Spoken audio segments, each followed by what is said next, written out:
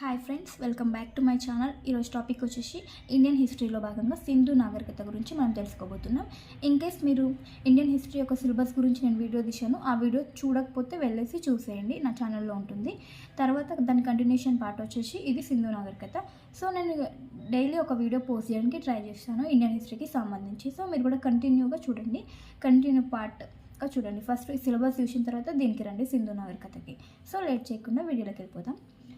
Topic వచ్చేసి సింధు నాగరికత. So Sindhu నాగరికత అనే పేరు ఎందుకు వచ్చిందంటే, ఈ సింధు నది యొక్క ఉపనదులైనటువంటి జీలం, రావి, బియాస్, చినాబ్, సట్లెజ్ నదుల ఈ నది పరివాహక ప్రాంతాల్లో నాగరికత వెలిసింది. సో సింధు నది యొక్క ఉపనదులలో పరివాహక ప్రాంతంలో ఈ నాగరికత వెలిసింది. సో అందుకని ఈ నాగరికతకి సింధు నాగరికత అని అన్నారు. సింధు నది యొక్క ఉపనదులు ఏంటి? జీలం, రావి, బియాస్, చినాబ్, సట్లెజ్. గుర్తుంచుకోండి, ఇది ఇంపార్టెంట్ బిట్. సింధు నది యొక్క ఉపనదులు. అయితే సింధు నాగరికత గురించి డెప్త్గా తెలుసుకోవాలంటే ఈ నాగరికత అనేది ఎప్పుడు బయలుపడింది, ఎవరి తవ్వకాలలో బయలుపడింది అనేది చూద్దాం. సో సింధు నాగరికత అనేది ఎప్పుడు బయటపడిందంటే 1921 సంవత్సరంలో సింధు నాగరికత బయటపడింది.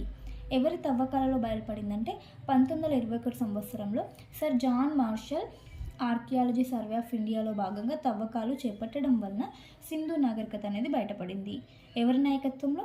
సర్ జాన్ మార్షల్ నాయకత్వంలో భాగంగా త్రవ్వకాలు జరిగినప్పుడు ఈ సింధు నాగరికత అనేది బయలుపడింది అన్నమాట. సర్ జాన్ మార్షల్ వచ్చేసి ఆర్కియాలజీ డిపార్ట్మెంట్ హెడ్ అని చెప్పాను కదా, డైరెక్టర్ జనరల్స్ హెడ్ అని. ఈయన 1902 నుంచి 1928 వరకు ఈయన హెడ్గా ఉన్నాడు. సో ఈయన కాలంలో ఎప్పుడు తవ్వకాలు జరిపారంటే 1921లో త్రవ్వకాలు జరిపినప్పుడు సింధు నాగరికత అనేది బయటపడిందని గుర్తుంచుకోండి. ఎవరి నాయకత్వంలో అంటే సర్ జాన్ మార్షల్ నాయకత్వంలో సింధు నాగరికత అనేది బయటపడిందని గుర్తుంచుకోండి, ఇంపార్టెంట్ బిట్. సో ఈ నాగరికత ఎన్ని వేల సంవత్సరాల క్రితం నాటిదంటే 3000 సంవత్సరాల క్రితం ఈ నాగరికత ప్రపంచంలో వెలుగొందింది అన్నమాట. 3000 సంవత్సరాల క్రితం నాటిది సింధు నాగరికత. సో ప్రపంచంలో మొట్టమొదటగా 3 నాగరికతలు వెలిసాయన్నమాట. మన సింధు నాగరికత వచ్చేసి భారతదేశంలోనే మొదటి నాగరికత, ప్రపంచంలో వచ్చేసి 3వ నాగరికత. ప్రపంచంలో కూడా ఫస్ట్ నాగరికత కాదు, అప్పటికంటే ముందు ఇంకా 2 నాగరికతలు ఉన్నాయి. అవేంటంటే మెసపటోమియా నాగరికత, ఇది సుమేరియన్లు ఉంటారు అక్కడ, సుమేరియన్లకు సంబంధించింది. ఇది ఏ నదుల మధ్య ఉందంటే Euphrates and Tigris. Euphrates, Tigris నదుల మధ్య ఈ నాగరికత అనేది వెలిసింది. సుమేరియన్స్ ఇది. ఎవరిది? సుమేరియన్స్. ఫస్ట్ నాగరికత, ప్రపంచంలో మొట్టమొదటి నాగరికత ఎవరిది అంటే మెసపటోమియా నాగరికత అనమాట. తర్వాత నెక్స్ట్ నాగరికత ఏంటంటే ఈజిప్ట్ నాగరికత. ఇది ఏ నది ఒడ్డున అంటే నైలు నది ఒడ్డున ఈ నాగరికత వెలిసిందని గుర్తుంచుకోండి. నెక్స్ట్ సింధు నాగరికత. ఏ నది ఒడ్డున? సింధు నది ఒడ్డున వెలిసింది కాబట్టి దీన్ని సింధు నాగరికత అని అంటారు. అంటే సింధు నది యొక్క ఉపనదులు అన్నమాట. ఇవి నదులు, యూఫ్రటీస్, టైగ్రిస్ అనే నదుల మధ్య వెలిసింది. దాన్ని ఏమంటారంటే మెసపటోమియా నాగరికత అని గుర్తుంచుకోండి. ఇవి ప్రపంచంలో మొట్టమొదటగా వెలిసిన 3 నాగరికతలు అన్నమాట. మెసపటోమియా నాగరికత, ఈజిప్ట్ నాగరికత అండ్ సింధు నాగరికత. గుర్తుంచుకోండి, ఇది కూడా ఇంపార్టెంట్ బిట్టే. నెక్స్ట్ వచ్చేసి సో ఈ తవ్వకాలు అనేవి 1921లోనే స్టార్ట్ అయినాయా అంటే కాదు. వీటి యొక్క ప్రస్తావన వచ్చేసి 1826లోనే స్టార్ట్ అయింది. 1826లోనే త్రవ్వకాలు జరపాలి అని సూచించిన వ్యక్తి ఎవరంటే చార్లెస్ మాజెన్. చార్లెస్ మాజెన్ అనే శాస్త్రవేత్త 1826లోనే సింధు త్రవ్వకాలని చేపట్టాలని చెప్పిన వారు ఎవరంటే, మొదటగా చెప్పిన వ్యక్తి ఎవరంటే చార్లెస్ మాజెన్. గుర్తుంచుకోండి, సింధు త్రవ్వకాలను జరపాలని మొట్టమొదటిగా చెప్పిన వ్యక్తి ఎవరు అన్నప్పుడు చార్లెస్ మాజెన్ అనే పేరు గుర్తుంచుకోండి, ఇంపార్టెంట్. అయితే ఈయన చేపట్టాలని మొదటగా ప్రస్తావించారు. బట్ అప్పుడున్న బ్రిటిష్ ప్రభుత్వం వచ్చేసి ఈయన మాటల్ని పట్టించుకోలేదు. అవసరం లేదు, వాళ్ళ నాగరికతను బయటకు తీస్తే మనకేమొస్తుంది, దానివల్ల మనకేంటి యూజ్ అనేసి బ్రిటిష్ ప్రభుత్వం పట్టించుకోలేదన్నమాట. సో అంతటితో అది అయిపోయింది. ఆయన చెప్పినా పట్టించుకోలేదు కాబట్టి అంతటితో ఇక 1826లో ఎలాంటి త్రవ్వకాలు అనేది జరపలేదు. నెక్స్ట్ వచ్చేసి 1856 సంవత్సరంలో జేమ్స్ బర్డెన్ అనే 2 ఇంజనీర్లు అప్పుడు ఆ కాలంలో రైలు పట్టాలు వేస్తున్నారు అనమాట. సో ఆ రైలు పట్టాలు వేసే కాలంలో వారికి కొన్ని ఇటుకలు అనేవి కనిపించాయి. సో అవి నార్మల్గా కనిపించలేదు, కొంచెం డిఫరెంట్గా ప్రత్యేకంగా స్పెషల్గా ఉన్నాయి. అంటే సేమ్ సైజులో ఉన్నాయి, దొరికిన ప్రతి ఇటుక ఒకే ఆకారంలో ఉంది. సో వాళ్ళకి కొంచెం డౌట్ వచ్చేసి చూపించేస్తే తర్వాత ఏమైందంటే అప్పుడు ఏర్పాటు చేశారు ఏంటి, ఆర్కియాలజీ సర్వే ఆఫ్ ఇండియా అనే డిపార్ట్మెంట్ని 1861లో లార్డ్ కానింగ్ స్థాపించారు. ఎవరు? లార్డ్ కానింగ్, అప్పటి వైస్రాయ్ అయినటువంటి లార్డ్ కానింగ్ ఏఎస్ఐని స్థాపించడం జరిగింది. అంటే ముందు 1856లో కొన్ని దొరికాయి, తర్వాత అప్పుడు ఆలోచన వచ్చింది, సరే ఏర్పాటు చేద్దాం డిపార్ట్మెంట్ అని స్థాపించడం జరిగింది 1861లో. ఎవరు? Lord Canning. నెక్స్ట్ సో అప్పుడైతే ఏర్పాటు చేసారు, మరి వర్క్ చేసిందా అంటే లేదు. తర్వాత మళ్ళీ ఎప్పుడు ఏం చేశారంటే 1870లో లార్డ్ మేయో ఏఎస్ఐని పునఃప్రారంభించారన్నమాట. తర్వాత ఇంకొక వైస్రాయ్ 1870లో మళ్ళీ దాన్ని పునఃప్రారంభించడం జరిగింది. సో ఆయన పునఃప్రారంభించిన తర్వాత అలెగ్జాండర్ కన్నింగ్హామ్ని డైరెక్టర్ జనరల్గా నియమించాడు. Alexander Cunningham archaeology survey of India డిపార్ట్మెంట్కి మొట్టమొదటి డైరెక్టర్ జనరల్ ఎవరంటే అలెగ్జాండర్ కన్నింగ్హామ్ అని గుర్తుంచుకోండి. సో ఈయన 1871-78లో త్రవ్వకాలు అనేవి 2 సార్లు అధికారికంగా చేపట్టాడు. ఎవరు? అలెగ్జాండర్ కన్నింగ్హామ్, గుర్తుంచుకోండి. తర్వాత ఏమైందంటే మళ్ళీ 1902లో మరోసారి పునరుద్ధరించారు ఏఎస్ఐని, ఆర్కియాలజీ సర్వే ఆఫ్ ఇండియాని మళ్ళీ తిరిగి పునరుద్ధరించారు. అప్పుడు ఎవరు వైస్రాయ్ అంటే లార్డ్ కర్జన్. ఎవరు? లార్డ్ కర్జన్ మళ్ళీ తిరిగి పునరుద్ధరించడం జరిగింది. సో 1902 అన్నప్పుడు ఎవరు ఉన్నారు అప్పుడు అంటే సర్ జాన్ మార్షల్ నాయకత్వాన 1921లో త్రవ్వకాలు అనేవి జరిపారు. సో 1902 నుంచి 1928 వరకు sir John Marshall director general ఉన్నారని చెప్పాను కదా. సో ఈయన నాయకత్వంలో 1921లో త్రవ్వకాలు జరిపితే బయలుపడిన నాగరికతనే సింధు నాగరికత అన్నమాట. సో గుర్తుంచుకోండి. ఈ త్రవ్వకాలు జరపగా అప్పుడు ఏం బయలుపడిందంటే 7 పొరలలో 272 పట్టణాలు అనేవి బయలుపడ్డాయి సర్ జాన్ మార్షల్ నాయకత్వాన్ని జరిపిన తవ్వకాలలో. గుర్తుంచుకోండి, 7 పొరలలో 272 పట్టణాలు అనేవి బయటపడ్డాయి అన్నమాట. సో అదేవిధంగా 7 మహానగరాలు కూడా బయలుపడ్డాయి ఈ త్రవ్వకాలలో. 1921 ఇంపార్టెంట్ జరిపిన త్రవ్వకాలలో 13 లక్షల చదరపు కిలోమీటర్లు నాగరికత అనేది బయలుపడిందంట. 13 లక్షల చదరపు కిలోమీటర్లు. నెక్స్ట్ ప్రపంచంలోని 3వ నాగరికత అయింది అప్పుడు మన సింధు నాగరికత. ప్రపంచంలోని 3వ నాగరికత ఇది మన సింధు నాగరికత. సో ఈ సింధు నాగరికతకు కొన్ని పేర్లు ఉన్నాయి కదా, హరప్ప నాగరికత అని. సో ఆ పేరు ఎందుకు వచ్చిందో చూద్దాం. హరప్ప నాగరికత అని పేరు పెట్టింది ఎవరు? అప్పుడు డైరెక్టర్ జనరల్ ఎవరు? Sir John Marshall. ఈయన ఇంపార్టెంట్, ఈయన గుర్తుంచుకోండి, చాలా వరకు ఈయననే ఉంటాడు. హరప్ప నాగరికత అని పేరు పెట్టింది ఎవరు? సర్ జాన్ మార్షల్ అనమాట, గుర్తుంచుకోండి.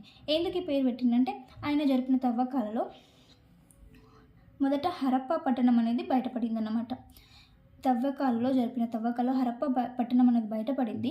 అందువల్ల దీనికి హరప్ప నాగరికత అని పేరు పెట్టాడని గుర్తుంచుకోండి. హరప్ప అనే నాగరికత అని ఎందుకు పేరు పెట్టాడని చెప్పానుగా. నెక్స్ట్ వచ్చేసి సింధు నాగరికతకు మరి ఒక పేరేంటి? మొహంజోదారో నాగరికత. మొహంజోదారో నాగరికత ఈ పేరు ఎందుకు పెట్టారంటే టోటల్గా 272 పట్టణాలు అనేవి బయలుపడ్డాయి కదా. సో అందులో పెద్ద పట్టణం ఏది? మొహంజోదారో. ఇది పెద్ద పట్టణం, అందుకు దీన్ని మొహంజోదారో నాగరికత అని పేరు పెట్టింది ఎవరు? మార్షల్. డైరెక్టర్ జనరల్ ఎవరు అప్పుడు? Sir John martial. సో ఆయననే పేరు పెడతారు కాబట్టి మొహంజోదారో నాగరికత అని ఈయన పేరు పెట్టడం జరిగింది. సో ఇంకొన్ని పేర్లు ఏంటి సింధు నాగరికత కంటే? తొలి పట్టణ నాగరికత. తొలి పట్టణ నాగరికతని ఏమంటారు? సింధు నాగరికతని తొలి పట్టణ నాగరికత అని పేరు పెట్టింది ఎవరు? మార్షల్. పట్టణ నాగరికత అని ఎందుకన్నారంటే సింధు నాగరికతలో మొత్తం అంటే పట్టణంలో ఎటువంటి డెవలప్మెంట్స్ అనేవి జరుగుతాయో అప్పటి కాలంలోనే అక్కడ పట్టణాల కల్చర్ అనేది అక్కడ సింధు నాగరికత ప్రజలు జీవించారు అలాంటి కల్చర్ని. అంటే మహాస్నాన వాటిక కానీ, భూగర్భ డ్రైనేజ్ వ్యవస్థ కానీ, సో డిఫరెంట్గా ఇటుకలను నిర్మించడం, ఇటుకలను తయారు చేసుకోవడం, సో అవన్నీ వాళ్ళు చేశారు. అందువల్ల వాళ్ళకి తొలి పట్టణ నాగరికత సింధు నాగరికతది అని చెప్పింది ఎవరు? మార్షల్. తర్వాత తొలి భారతీయ నాగరికత అని కూడా సింధు నాగరికతని అంటారు కదా. సో తొలి భారతీయ నాగరికత అని పేరు పెట్టింది కూడా ఎవరు? మార్షల్ అని పెట్టారు. అండ్ ఇంకొక పేరు ఏంటంటే మూల భారతీయ నాగరికత. మూల భారతీయ నాగరికత అని పేరు పెట్టడం జరిగింది. ఇవన్నీ సింధు నాగరికతకు గల పేర్లు. అండ్ ఇంకొకటి నాగరికత అని అంటారు కాంస్యయుగ నాగరికత అని కూడా పేరు పెట్టారు. ఎవరు? మార్షలే. కాంస్యయుగ నాగరికతను ఎందుకన్నారంటే వీరు కంచు లోహాన్ని ఎక్కువగా ఉపయోగించారు. కంచు లోహాన్ని, కంచు అంటే రాగి ప్లస్ తగరం, రాగి ప్లస్ తగరం. సో వీరు కంచు లోహాన్ని రాగి ప్లస్ తగరం కలిపితే కంచు అనేది తయారవుతుంది అన్నమాట. కంచు లోహాన్ని ఎక్కువగా ఉపయోగించడం వలన వీరి నాగరికతను కాంస్యయుగ నాగరికత అని పేరు పెట్టడం జరిగింది. మార్షలే పెట్టడం జరిగింది. అప్పటి డైరెక్టర్ జనరల్ అని గుర్తుంచుకోండి, సర్ జాన్ మార్షల్. ఇన్ని పేర్లు ఉన్నాయి. ఏది? హరప్ప నాగరికత, మొహంజోదారో నాగరికత, తొలి పట్టణ నాగరికత, తొలి భారతీయ నాగరికత, మూల భారతీయ నాగరికత అండ్ లాస్ట్ కాంస్యయుగ నాగరికత అని సింధు నాగరికత గల వివిధ పేర్లు అన్నమాట, గుర్తుంచుకోండి. ఇది చాలా ఇంపార్టెంట్. సో సింధు నాగరికత అని అంటున్నాం కదా. మరి సింధు అంటే ఏంటి అంటే, సింధు అంటే గొప్ప జలాశయం అన్నమాట. సింధు అంటే ఏంటి, గొప్ప జలాశయం అని గుర్తుంచుకోండి ఫస్ట్. నెక్స్ట్ వచ్చేసి సింధు నాగరికత కాలాన్ని ఎలా విభజించారు. సింధు నాగరికత యొక్క కాల విభజన ఎవరు విభజించారంటే ఏ ఘోష్, ఎస్డి సంకాలియా, అల్లాచిన్ అనే చరిత్రకారులు టోటల్గా ఫోర్ పార్ట్స్గా డివైడ్ చేశారన్నమాట. అవేంటో చూద్దాం. పూర్వ హరప్ప నాగరికత, ఇది 2800 BC కంటే ముందు నాగరికతను పూర్వ హరప్ప నాగరికత అని అన్నారు. మధ్య హరప్ప నాగరికత అంటే 2800 BC నుంచి 2500 BC వరకు మధ్యకాలాన్ని మధ్య హరప్ప నాగరికత అని అన్నారు. పరిణితి చెందిన హరప్ప నాగరికత అంటే 2500 BC నుండి 1750 BC మధ్యకాలాన్ని పరిణితి చెందిన హరప్ప నాగరికత అని చెప్పడం జరిగింది. నెక్స్ట్ వచ్చేసి హరప్ప అనంతర నాగరికత వచ్చేసి 1750 నుంచి 500 BC మధ్యకాలాన్ని హరప్ప అనంతర నాగరికత అని చెప్పడం జరిగింది. సో సింధు నాగరికతని 4 పార్ట్స్గా డివైడ్ చేశారనమాట, గుర్తుంచుకోండి. నెక్స్ట్ వచ్చేసి ఇక్కడ 2 ఇంపార్టెంట్ బిట్స్. తొలి 3 నాగరికతలు కనబడిన పట్టణం ఏంటి అంటే, ఇది పూర్వ మధ్య పరిణితి. ఈ 3 నాగరికతలు కనబడిన పట్టణం ఏదంటే కాళీబంగన్, రాజస్థాన్లో ఉంది. ఇది కాళీబంగన్ పట్టణంలో 3 నాగరికతలు అనేవి తొలి 3 నాగరికతలు ఇవి. ఈ 3 నాగరికతలు అనేవి బయలుపడినవంట, కనిపించాయంట. నెక్స్ట్ వచ్చేసి ఈ తొలి 4 నాగరికతలు కనబడిన పట్టణం ఏంటంటే అమ్రే, ప్రస్తుతం ఇది పాకిస్తాన్లో ఉందన్నమాట. తొలి 3 నాగరికతలు అన్నప్పుడు కాళీబంగన్ అని గుర్తుంచుకోండి. తొలి 4 నాగరికతలు అన్నప్పుడు అమ్రి అని గుర్తుంచుకోండి, ఇది పాకిస్తాన్లో ఉంది. నెక్స్ట్ వచ్చేసి సింధు నాగరికతకు సంబంధించి సమకాలీన నాగరికతలు అంటే ఎట్ ఏ టైం సింధు నాగరికత సమకాలీన నాగరికతలు ఏమైనా ఉన్నాయంటే చూద్దాం. ఫస్ట్ వచ్చేసి మెసపెటోమియా నాగరికత, ఇది ఫస్ట్ నాగరికత అని చెప్పాను కదా. సుమేరియా అని కూడా అంటారు, సుమేరియన్స్ నాగరికత అని కూడా అంటారు. మెసపెటోమియా నాగరికత ఇది ఏ నదుల మధ్య ఉందంటే ఇంతకుముందు చెప్పాను, యూఫ్రటీస్ అండ్ టైగ్రిస్ నదుల మధ్య ఈ నాగరికత అనేది ఉంది. ప్రస్తుతం పేరు దీన్ని ఏమంటారంటే ఇరాక్ అనే అంటారు. ప్రస్తుతం దీనికి ఉన్న పేరు ఇరాక్. అయితే సింధు ప్రజలు వీరితో ఎక్కువగా వ్యాపారం అనేది సాగించేవారు. ఎవరితో? మెసపెటియన్స్తో. ఎక్కువగా వ్యాపార మరియు సంస్కృతిపరమైన సంబంధాలు వీరితో కొనసాగించేవారు అన్నమాట. అయితే సింధు ప్రజలను ఈ మెసపటోమియన్స్ ఎవరిని పిలిచేవారంటే మెలూహా అని పిలిచేవారు. మెలూహా అని సింధు ప్రజలను ఎవరు పిలిచేవారంటే సుమేరియన్లు, అంటే మెసపటోమియా నాగరికతకు సంబంధించిన వాళ్ళు మెలూహా అని పిలిచేవారు. ఇది కూడా చాలా ఇంపార్టెంట్ బిట్, గుర్తుంచుకోండి. నెక్స్ట్ ఈజిప్ట్ నాగరికత కదా, సింధు నది యొక్క సమకాలీన నాగరికత చెప్పాను కదా, నైలు నది ఒడ్డున ఉందని. నెక్స్ట్ వచ్చేసి చైనా నాగరికత, ఇది హోయాంగ్హో నది ఒడ్డున ఉంది. హోయాంగ్హో నది ఒడ్డున ఉంది. సో ఇది చైనా దుఃఖదాయని అన్నమాట. ఈ నది వల్ల చైనాకి ఎక్కువగా వరదలు వస్తాయి. సో ఇది చైనా దుఃఖదాయని హోయాంగ్హో నది. ఇది కూడా సింధు నాగరికతకు సమకాలీన నాగరికత. చైనా నాగరికత, ఈజిప్ట్ నాగరికత అండ్ మెసపటోమియా నాగరికత సింధు నాగరికతకు గల సమకాలీన నాగరికతలు అన్నమాట, గుర్తుంచుకోండి. నెక్స్ట్ వచ్చేసి సింధు నాగరికత ఆమోదించబడిన నాగరికత కాలం. ఆమోదించబడిన సింధు నాగరికత కాలం వచ్చేసి ఇది 2000 క్రీస్తుపూర్వం 2500 నుంచి 1740కి సంబంధించిన కాలాన్ని ఇది ఆమోదించబడిన నాగరికత కాలం అన్నమాట, గుర్తుంచుకోండి. 2500 నుంచి 1740కి మధ్య కాలం. నెక్స్ట్ వచ్చేసి సింధు నాగరికత విస్తీర్ణం ఏంటో చూద్దాం. దీని యొక్క విస్తీర్ణం వచ్చేసి దాదాపు 13 లక్షల చదరపు కిలోమీటర్లు ఇది విస్తరించి ఉందన్నమాట. 13 లక్షల చదరపు కిలోమీటర్లు ఈ నాగరికత విస్తరించి ఉంది. దీని యొక్క ఆకారం వచ్చేసి ఒక త్రిభుజాకారం యొక్క షేప్లో ఈ నాగరికత యొక్క ఆకారం అనేది ఉంది. సో సింధు నాగరికతకు సంబంధించిన సరిహద్దులు ఏమి ఉన్నాయో చూద్దాం. ఉత్తరాన వచ్చేసి సింధు నాగరికత మాండా, జమ్మూ కాశ్మీర్లో వరకు విస్తరించిందన్నమాట. మాండా ఇది జీలం నది ఒడ్డున ఉంది, జీలం నది. నెక్స్ట్ దక్షిణాన వచ్చేసి దైమాబాద్, ఇది ఎక్కడుంది? మహారాష్ట్ర. ప్రవర నది వరకు ఇది విస్తరించి ఉంది సింధు నాగరికత. ప్రవర నది వచ్చేసి గోదావరి నది యొక్క ఉపనది అన్నమాట, గుర్తుంచుకోండి. నెక్స్ట్ వచ్చేసి తూర్పున వచ్చేసి అలంగీపూర్ అంటే యూపీ, ఉత్తరప్రదేశ్లోని హిందాస్ నది వరకు అంటే హిందాస్ నది వరకు ఇది విస్తరించి ఉంది. హిందాస్ నది వచ్చేసి యమునా నది యొక్క ఉపనది అన్నమాట, గుర్తుంచుకోండి. నెక్స్ట్ వచ్చేసి పశ్చిమాన ఎక్కడి వరకు అంటే సుత్కా జెండార్, ఆఫ్ఘనిస్తాన్ ఇరాన్ సరిహద్దులో ఉంది ఇది సుత్కా జెండార్. ఉత్తరాన వచ్చేసి మాండా, దక్షిణాన వచ్చేసి దైమాబాద్, తూర్పున వచ్చేసి అలంగీపూర్, పశ్చిమాన వచ్చేసి సుత్కా జెండార్ వరకు ఈ సింధు నాగరికత అనేది విస్తరించి ఉంది. ఇవన్నీ సరిహద్దులు అన్నమాట, సింధు నాగరికతకు సంబంధించిన సరిహద్దులు గుర్తుంచుకోండి.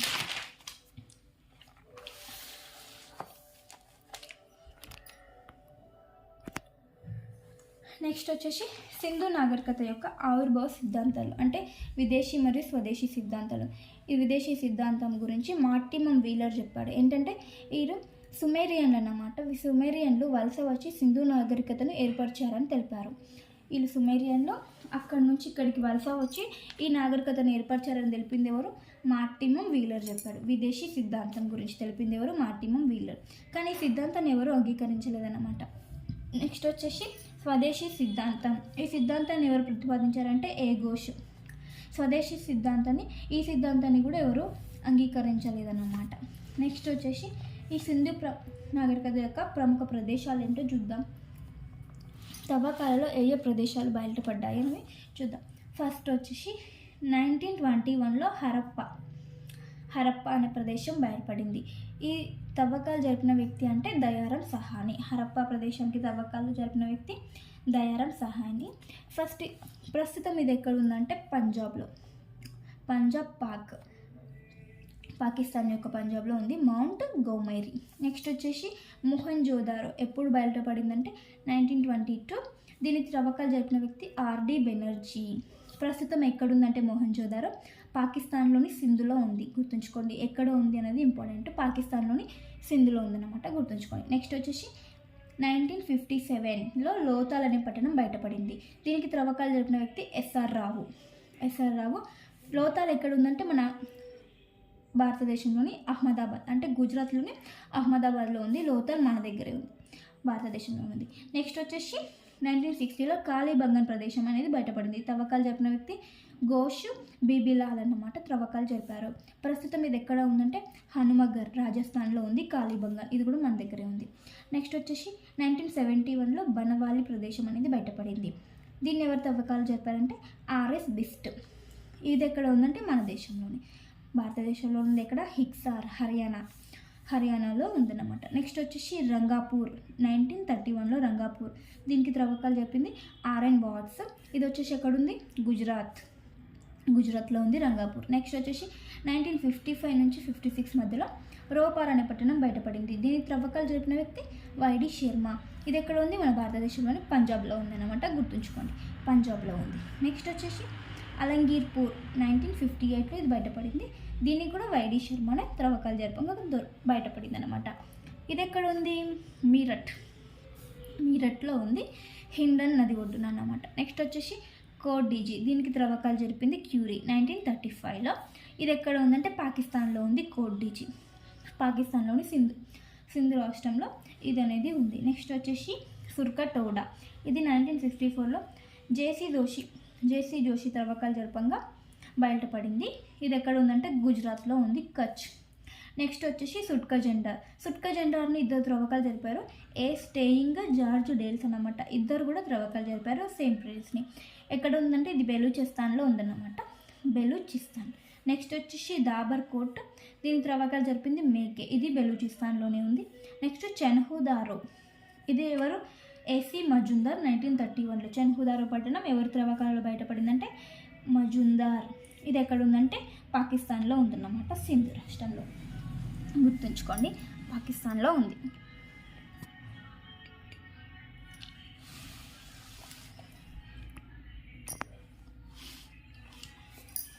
నెక్స్ట్ వచ్చేసి కొన్ని ముఖ్యమైన పట్టణాల గురించి తెలుసుకుందాం. హరప్ప. ఇది 1921లో సర్ దయారం సహాని త్రవ్వకాలలో బయటపడిన పట్టణం. అంటే సర్ జాన్ మార్షల్ వచ్చేసి డైరెక్టర్ హెడ్ అన్నమాట.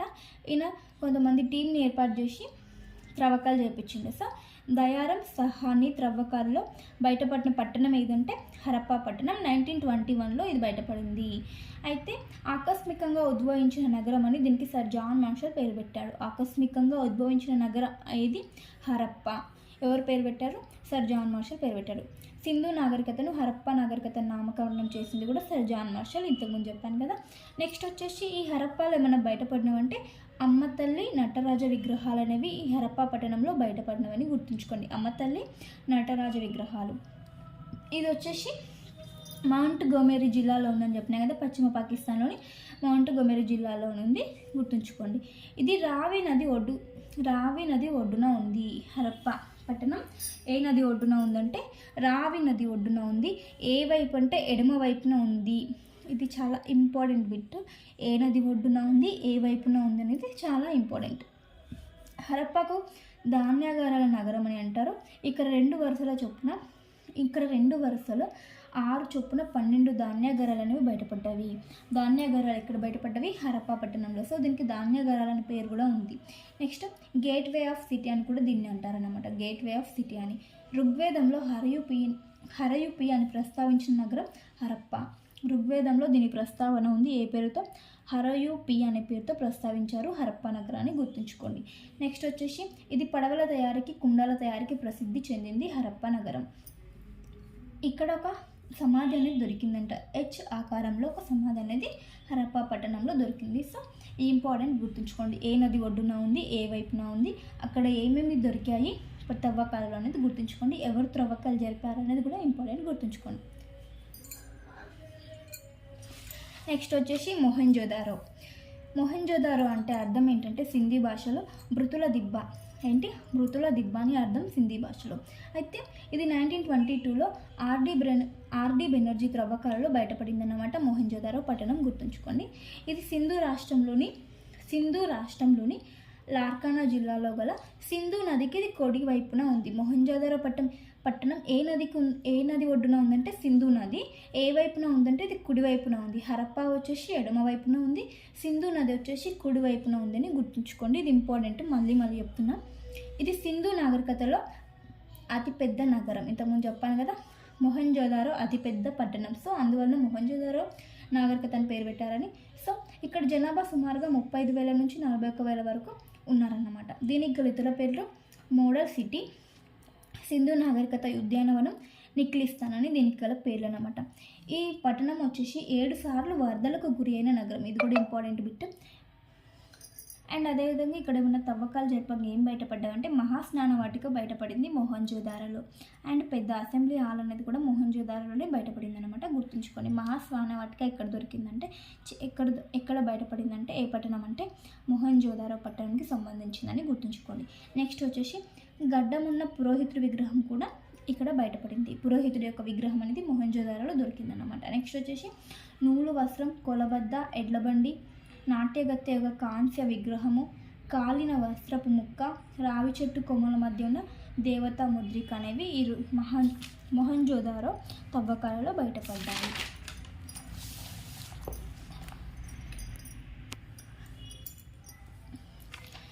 ఇక్కడ పశుపతినాథుని చుట్టూ పులి, ఏనుగు, ఖడ్గమృగం, దున్నపోతు, 2 జింకలు అనేవి పాదాల దగ్గరగా ఉన్నాయి. అంటే పశుపతి దేవుడి యొక్క ముద్రిక అనేది దొరికిందన్నమాట. సో అది ఎలా ఉంది అంటే ఎక్స్ప్లెనేషన్. ఇక్కడ చుట్టూ వచ్చేసి పులి, ఏనుగు, ఖడ్గమృగం, దున్నపోత అనేవి ఉన్నాయి చుట్టూ, గుర్తుంచుకోండి. ఏ జంతువులు ఉన్నాయంటే పులి, ఏనుగు, ఖడ్గమృగం, దున్నపోతు.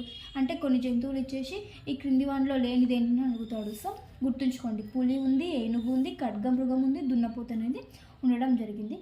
పాదాల దగ్గర వచ్చేసి 2 జింకలు అనేవి ఉన్నాయని గుర్తుంచుకోండి. సింహం ప్రతిమ అనేది లేదన్నమాట, గుర్తుంచుకోండి. నెక్స్ట్ పట్టణం వచ్చేసి లోతాల్. ఇది ఎప్పుడంటే 1957లో బయటపడింది. ఎవరి తవ్వకాలలో అంటే ఎస్ఆర్ రావు తవ్వకాలలో బయటపడింది. ఇది ఎక్కడ ఉందంటే గుజరాత్ రాష్ట్రంలోని కాంబే సింధు శాఖ ముఖద్వారం వద్ద సబర్మతి నదికి ఉపనది అయిన భోగవ నది పక్కన ఉందన్నమాట. సబర్మతి నదికి ఉపనది అయిన భోగవ నది పక్కన ఈ లోతాల్ పట్టణం అనేది ఉంది.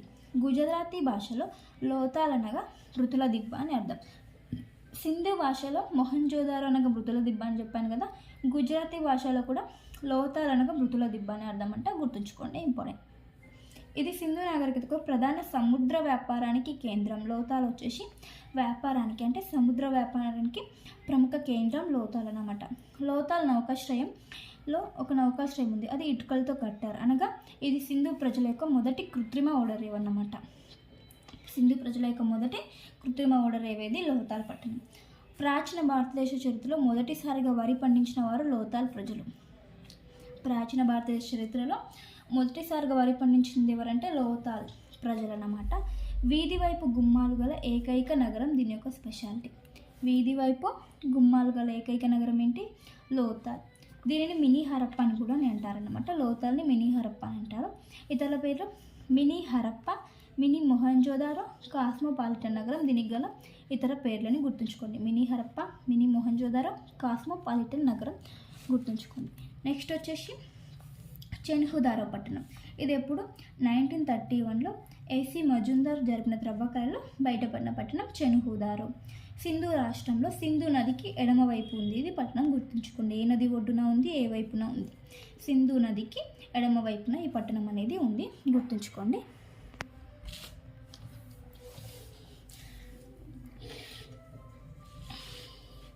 నెక్స్ట్ వచ్చేసి ఇక్కడ ఏం బయటపడ్డాయంటే నటరాజు విగ్రహం అనేది బయటపడింది ఇక్కడ.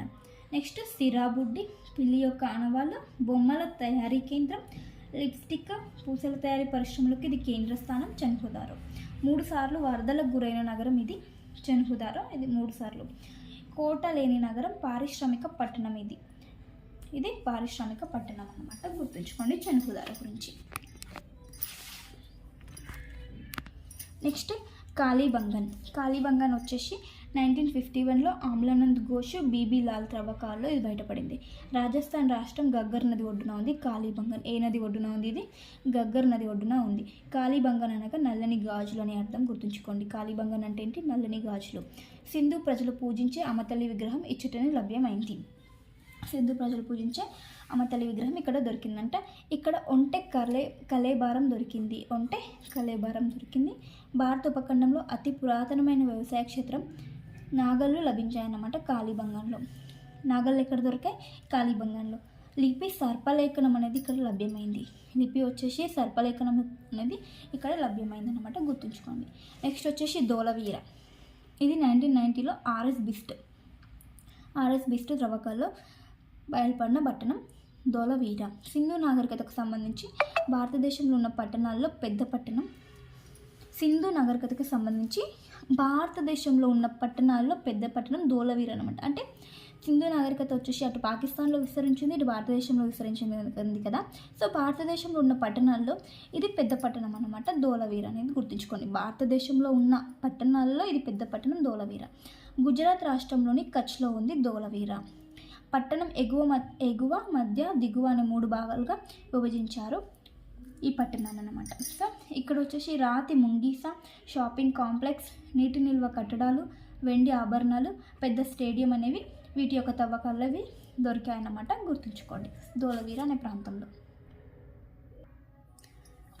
నది ఒడ్డున గల పట్టణాలు. ఏ పట్టణాలు ఏ నది ఒడ్డున ఉన్నాయో చూద్దాం. మొహంజోదారో వచ్చేసి సింధు నది ఒడ్డున ఉంది కుడివైపున. హరప్పా పట్టణం వచ్చేసి రావి నది ఒడ్డున ఉంది ఎడమవైపున. మలావన్ పట్టణం వచ్చేసి తపతీ నది ఒడ్డున. సుర్కటోడా వచ్చేసి షౌదీకార్ ఒడ్డున. సుట్క జెండార్ వచ్చేసి దూషక్ నది ఒడ్డున. చెన్హుదారో వచ్చేసి సింధు నది ఒడ్డున. బగత్రా వచ్చేసి కంసాగర్ నది ఒడ్డున. బన్వాలి వచ్చేసి గగ్గర్ నది ఒడ్డున. కాళీబంగన్ వచ్చేసి గగ్గర్ నది ఒడ్డున. లోతాల్ వచ్చేసి బోగావా నది ఒడ్డున. రోజ్తి వచ్చేసి బార్డర్ నది ఒడ్డున ఈ పట్టణాలు అనేది ఉండడం జరిగింది. నెక్స్ట్ వచ్చేసి వీరి త్రవ్వకాల్లో సింధు నాగరికతకు సంబంధించిన కొన్ని ఇంపార్టెంట్ మహాస్నాన వాటిక, భూగర్భ డ్రైనేజీ వ్యవస్థ గురించి తెలుసుకుందాం. మహాస్నాన వాటిక ఇది మొహంజోదారోలో బయలుపడింది. వాస్తు నిర్మాణానికి ఇది ప్రతీక అన్నమాట. స్నానవాటిక నుండి నీరు వెళ్ళిపోవడానికి దక్షిణం వైపున కూడా ప్రత్యేక ఏర్పాటు అనేది చేశారు. అంటే వాటర్ వెళ్ళిపోయే ఫెసిలిటీని కూడా వీళ్ళు అప్పట్లోనే కల్పించారనేది ఇంపార్టెంట్ అనేది గుర్తుంచుకోండి. నెక్స్ట్ దుస్తులు మార్చుకోవడానికి గదులు కూడా ఏర్పాటు చేశారు ఆ స్నానవాటిక పక్కన అన్నమాట. గుర్తుంచుకోండి. ఈ స్నానవాటిక పొడవు ఎంత అంటే 11.88 మీటర్లు, వెడల్పు 7 మీటర్లు, లోతు వచ్చేసి 2.5 మీటర్లు అనేది ఉందని గుర్తుంచుకోండి. మొత్తంగా వైశాల్యం వచ్చేసి 11,440 చదరపు మీటర్లు ఈ స్నానవాటిక యొక్క వైశాల్యం. స్నానవాటికకు నీరు పంపడానికి బావిని నిర్మించాలన్నమాట. నీరు ఇంకిపోకుండా బిట్యుమినస్తో నిర్మించారు. నీరు కారకుండా ఉంటుంది. అంటే ఆ స్నానవాటికలోంచి నీరు అనేది ఆ మట్టిలో ఇంకిపోకుండా బిట్యుమినస్ అనే దాంతో ఏర్పరిచారంట అడుగున. సో ఈ పదార్థంతో చేస్తే అక్కడ వాటర్ అనేది కారకుండా ఉంటుంది, లోపలికి ఇంకు పోకుండా అనేది ఉంటుందన్నమాట. సో చూడండి, అప్పుడే వీరు ఇంత టెక్నాలజీని వీరు ఉపయోగించారు. సో అందువల్లనే వీళ్ళు నాగరికతని పట్టణ నాగరికత అని అంటారని గుర్తుంచుకోండి. నెక్స్ట్ వచ్చేసి ఇంపార్టెంట్ భూగర్భ డ్రైనేజ్ వ్యవస్థ ఏ విధంగా ఉంది వీరి కాలంలో. ఉత్తరం దక్షిణం సైడ్ వచ్చేసి ప్రధాన వీధులు ఉండేవంట, తూర్పు పడమర వచ్చేసి ఉపవీధులు అనేవి ఉండేయంట. ఉత్తరం దక్షిణ ప్రధాన వీధులు, తూర్పు పడమర వచ్చేసి ఉపవీధులు అనేవి ఉండేయంట. కూడలి వచ్చేసి అంటే 4 కూడల్ని కలిపేసి మధ్యలో వస్తుంది కదా, దీన్ని వచ్చేసి వీళ్ళు ఆక్స్ఫర్డ్ సర్కస్ అనేవారంట. దీన్ని కూడల్ని ఏమంటారు, ఆక్స్ఫర్డ్ సర్కస్ అనేవారంట. వీళ్ళు గ్రిడ్ పద్ధతిని ఉపయోగించారు, అంటే ఇళ్ళ నిర్మాణంలో వీళ్ళు గ్రిడ్ పద్ధతిని పాటించారు.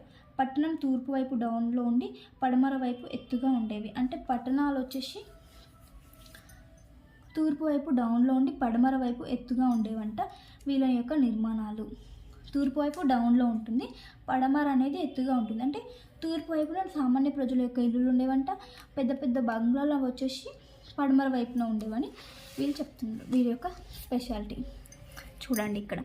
అందువల్ల పడమర వైపు వచ్చేసి కార్యాలయాలు, భవనాలు, ధాన్యాగారాలు అనేవి ఉండేవి పడమర వైపున, అంటే ఇది ఎత్తు వైపు ఉండేది. సో సామాన్యుల గృహాలు వచ్చేసి తూర్పు వైపున ఉండేవి అన్నమాట, గుర్తుంచుకోండి.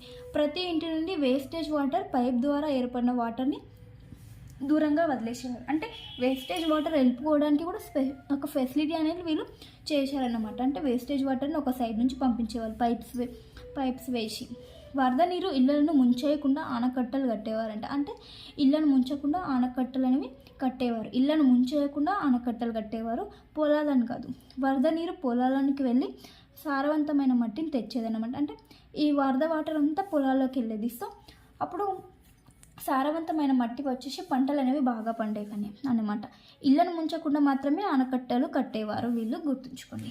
నెక్స్ట్ వీరి కాలంలో గవ్వల్ని కరెన్సీగా యూజ్ చేశారు. పత్తిని ప్రపంచంలోనే మొదటగా వీరు పండించారు, గుర్తుంచుకోండి. పత్తిని ప్రపంచంలోనే మొదటగా ఎవరు పండించారు, సింధు ప్రజలు. వీరి యొక్క వ్యవస్థ మాతృస్వామ్య వ్యవస్థ. అంటే మాతృస్వామ్య వ్యవస్థకు వీళ్ళు పాటించారన్నమాట, గుర్తుంచుకోండి. ప్రధాన దిగుమతులు వీరి కాలంలో అంటే బంగారాన్ని దిగుమతి చేసుకున్నారు ఆఫ్ఘనిస్తాన్ నుంచి అండ్ అదేవిధంగా దక్షిణ భారతదేశం నుంచి. నెక్స్ట్ రాగిని రాజస్థాన్ కేత్రి గనుల నుంచి దిగుమతి చేసుకున్నారు. తగరంని అరేబియా, బీహార్ నుంచి, జేడ్ని మధ్య ఆసియా నుంచి, వెండిని ఇరాన్ మరియు ఆఫ్ఘనిస్తాన్ నుంచి దిగుమతి చేసుకున్నారు. గవ్వల్ని గుజరాత్ నుంచి దిగుమతి చేసుకున్నారు. టార్కోయిన్ని ఇరాన్ నుంచి దిగుమతి చేసుకున్నారు. వజ్రాలు వచ్చేసి ఈజిప్ట్, స్టియటైట్ వచ్చేసి ఇరాన్ నుంచి, లపిస్ లాజులే వచ్చేసి బడాషాన్, అగేట్ వచ్చేసి గుజరాత్, అమెథిస్ట్ వచ్చేసి మహారాష్ట్ర నుండి వీళ్ళు దిగుమతి చేసుకోవడం జరిగింది.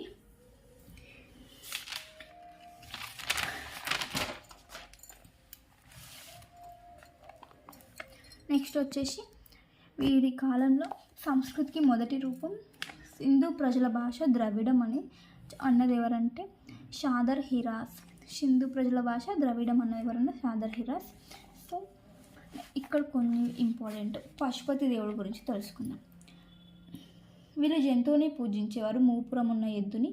వీరి యొక్క పక్షి వచ్చేసి పావురం, జలచరం వచ్చేసి మొసలి. వీరికి ఇనుము అనేది తెలియదు, వీరి కాలంలో ఇనుము అనేది తెలియదు వీళ్ళకి. గుర్రం వచ్చేసి తెలియని జంతువు ఏదంటే గుర్రం వీరికి తెలియదు. అండ్ అదేవిధంగా తెలియని పంట ఏదంటే చెరుకు వీరికి తెలియదు. సింధు ప్రజలకు ఇనుము గురించి తెలియదు, గుర్రం అనే జంతువు గురించి తెలియదు, చెరుకు పంట గురించి వీరు కూడా తెలియదు.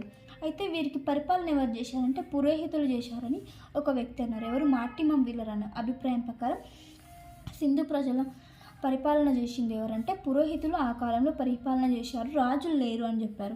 నెక్స్ట్ వచ్చేసి స్త్రీలు అనేవారు అలంకరణ ప్రియులు అన్నమాట. పురుషులు చదరంగం ఆడేవారంట. స్త్రీలు అలంకరణ ప్రియులు, పురుషులు చదరంగం అని ఆడేవారు.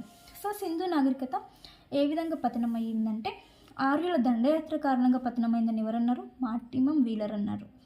నెక్స్ట్ వచ్చేసి భూకంపాలు ఒక కారణం అని ఎవరన్నారు అంటే సుమేవ్ అని ఒక రష్యన్ చరిత్రకారుడు అన్నాడు. నెక్స్ట్ వచ్చేసి పర్యావరణ మార్పుల కారణంగా వీరి నాగరికత పతనమైన ఎవరు, డిడి కోశాంబి. ప్రకృతి వైపరీత్యాలు అంటే వరదల వలన వీరి నాగరికత పతనమైందని మార్షల్ అన్నారు. నెక్స్ట్ వచ్చేసి గగ్గర్ హక్రా నదులు ఎండిపోవటం వలన పతనమైందని ఎవరన్నారు, రఫీక్ మొగ్గుల్ అనే వ్యక్తి అన్నారు. నెక్స్ట్ వచ్చేసి ఫైనల్గా డిసైడ్ అయింది ఏంటంటే అందరూ అంగీకరించే వాస్తవం అంటే పర్యావరణ మార్పుల కారణంగానే సింధు నాగరికత పతనమైందని చెప్పిన అందరూ అంగీకరించిన వాస్తవం. సో సింధు నాగరికత ఏ విధంగా పతనమైందంటే పర్యావరణం యొక్క మార్పుల కారణంగానే సింధు నాగరికత పతనమైందని చెప్పడం జరిగింది. సో ఇదే ఫ్రెండ్స్ సింధు నాగరికతకు సంబంధించిన ఇంపార్టెంట్ నోట్స్. అంటే ఇది షార్ట్ నోట్స్ అయితే కాదు, నేను కంప్లీట్ డీటెయిల్స్ అనేది ఈ నోట్స్లో ఇవ్వడం జరిగింది. సో వీడియో నచ్చితే ప్లీజ్ లైక్ చేయండి, షేర్ చేయండి, అలాగే subscribe to my channel. Thank you for watching.